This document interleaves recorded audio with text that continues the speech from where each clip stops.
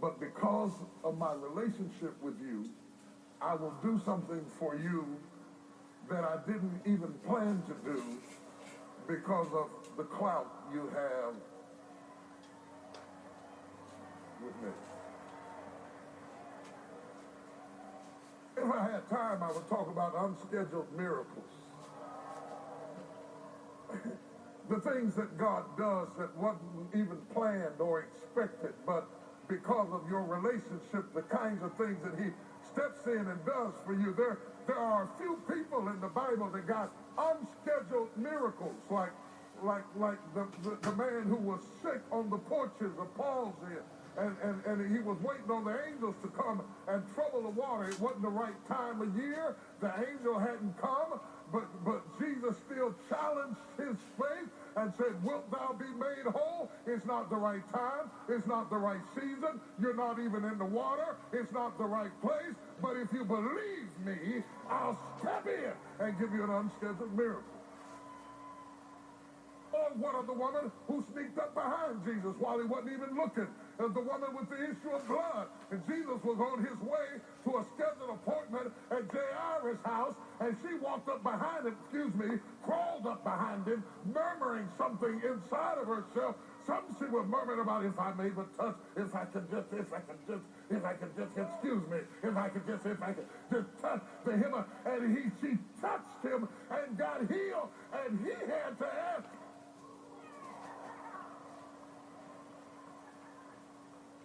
this is an unscheduled miracle. God will give you some unscheduled miracles.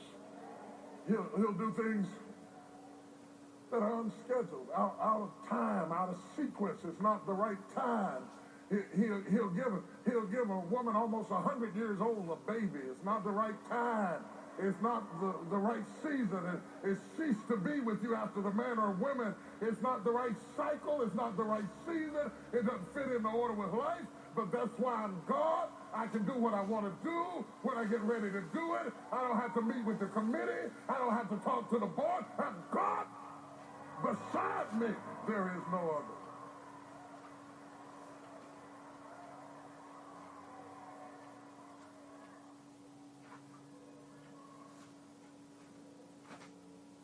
It seems to me, seeing as this is his first public miracle, understand the distinction.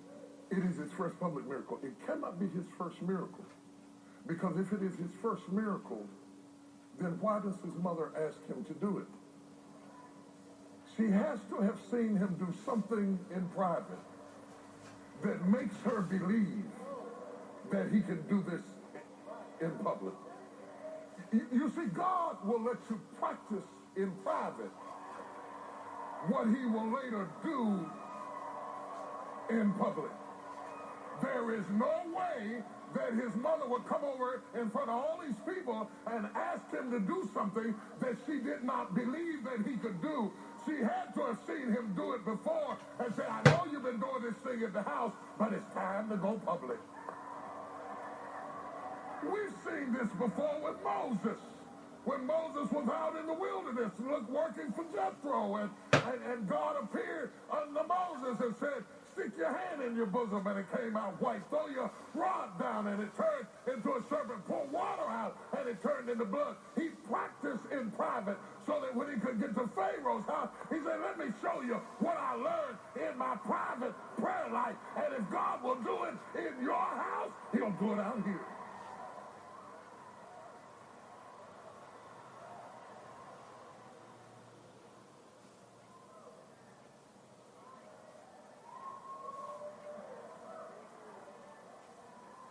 It is ironic that the marriage takes place in Cana. Cana's in Galilee. And where he started, he finishes in Galilee. When he says to Peter, meet me in Galilee, he's come full circle back to where he started. Those of you who have lived enough to see a few Christmases, you know how life will bring you back full circle. You go all the way back to come back to where you were on another level. Those who know what I'm talking about know it. And those who don't know, keep living. And you look back and you see it. But now this is the Jesus who would cast the blindness away from blind Bartimaeus, who would heal 10 lepers without ever even touching them. This is the Jesus who would speak to the rigor mortis ridden body of Lazarus and command him to come forth, for his blood to cease to be congealed, for his heart to begin to beat, and for his lungs, which had grown stiff in the clutches of death, to breathe again. And without even touching him, he would speak a word and say, Lazarus, come forth, without explaining process or procedure, without speaking to lungs, kidneys, livers, or tissues. He would give a general word that addressed specific areas that would cause everything to respond to the power. This is the same Jesus who would be asleep on a boat in a storm in the middle of a hurricane and wipe sleep out of his eyes and speak to the atmosphere and the stratosphere and the gathering of clouds and winds, and with one simple short sentence, a sentence that makes no sense, commanding something that the disciples couldn't even see, speaking to something that seemed to be oblivious to the circumstance. He didn't speak to the winds or the waves. He spoke and said, peace, be still. He called peace out of a hurricane, out of a tornado, out of a disaster. This is the same Jesus that would say, peace, be still. And the wind and the waves would say, that's it, I'm out, and lay prostrate on the floor. This same Jesus. This is the same Jesus who would walk down off the mountain and speak to a demon that nobody could cast out and pull a demon out of a boy and call him to sit up clothed in his right mind. It seems weird to me that he would start such a powerful, auspicious, overwhelming, inclusive ministry with turning water to wine.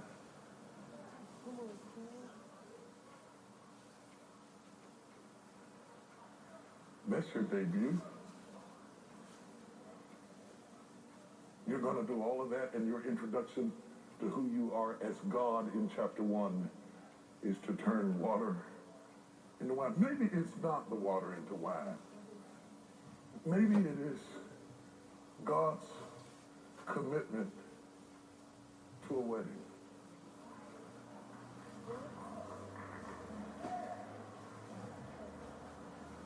You will remember that in Genesis, we are introduced to God in chapter 1. And by chapter 2, the God who created the heavens and the earth and separated the firmaments that were above the water from the firmaments that were beneath the water. The God who said, let there be, and it became whatever he said. The God who stepped out on nothing and said, let there be something, and it became what he said in chapter 1. By chapter 2 is also at a wedding. When he tells Adam to go into a deep sleep, and while Adam is sleeping, he reaches in Adam and pulls the bride out of him and presents the bride to the groom, and the groom wakes up and says, bone of my bone and flesh of my flesh, I will call her woman, and what God has joined together, let no man put asunder. And he does it by the second chapter of Genesis. He's at a wedding again. I'm so sorry to stop the message right there, but I know that you have been incredibly blessed by the word that Bishop Jakes just gave. Please, before you go, we've got a few messages we'd like to share with you. The best miracles in your life take time. Discover your blessing is right around the corner with Bishop Jakes' series, In Between Miracles.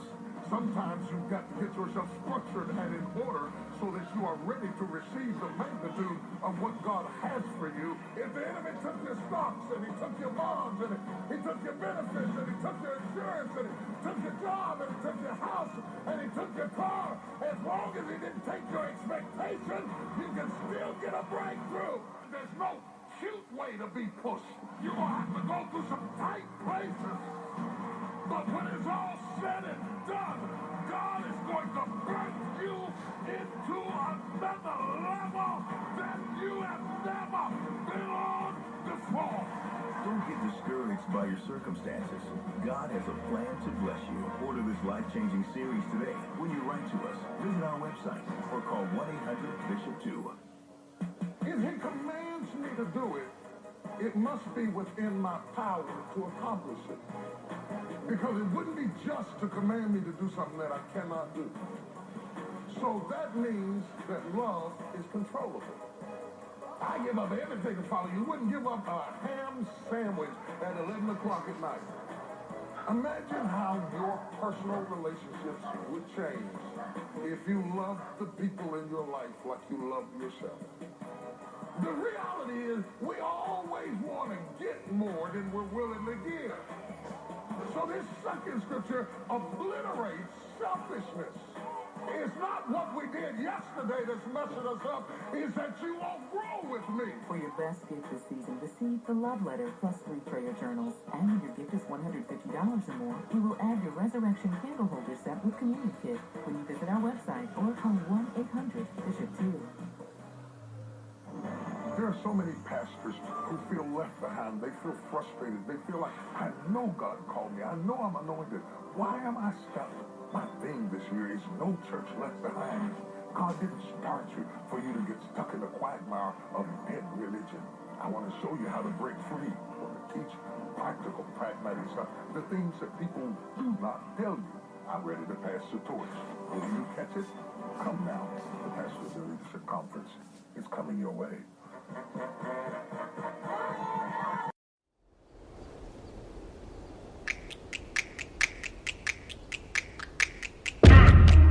Everybody in the building, everybody got a hand in the air. Everybody in the building, everybody got a hand in the air. Everybody in the building, everybody got a hand in the air. Everybody in the building, everybody got a We all want it, yeah. We all need it, oh. We all want it, yeah. We all need it, oh. We all want it, yeah. We all need it, y'all ready? We all want it, yeah. We all, let's go. We all gon' feel the cares of this life, but we got that hope. We all gon' feel the pressure, but know that we got that hope. In case you feel defeated, in Jesus we got that hope. In Jesus we got that hope. In Jesus we got that hope. We all gon' feel the cares of this life, but we got that hope. We all gon' feel the pressure, but know that we got that hope. In case you feel defeated, in Jesus we got that hope. In Jesus we got that hope. In Jesus we got that hope. blue collar, white collar, black professors, white scholars, politicians, Dalai Lamas. Everybody in the whole wide world need hope if I be honest. I'm in that number, but since he saved me, I'ma survive. I promise to God my due, I would go crazy. And I would go nuts and I would go numb. Broke him down to the lowest crumb, but I've been in that pit before and they call me crazy. But I got that life and I got that strength. In the midnight when the light goes dim, the cycle begin. Go. We all want it, yeah. We all need it, oh. We all want it, yeah. We all need it, oh. We all want it, yeah. We all need it, y'all ready? We all want it, yeah. We all, let's go. We all gon' feel the cares of this life, but we got that hope. We all gon' feel the pressure, but know that we got that hope. In case you feel defeated, in Jesus we got that hope. In Jesus we got that hope. In Jesus we got that hope. Drug dealers, meth addicts, single mamas, baby daddies, college students working hard but they bout to lose. So here we come to bring them the truth. The good news, but they think we still bad. But we got it though. Hope more work than a pot of gold. So much work that we gotta go. A hope like this they gotta know. Hey man, I got a message that'll get them into freedom. A man that really beat them when they put them on a criminal. And then he resurrected cause they really didn't defeat him. And now when you accept it, you ain't no longer criminals. Had to break it down, give it to him on a 5. Then we break it down, give it to him on a 4. Tell him what we got for him. 3, 2, 1, 0. Go. We all want it, yeah.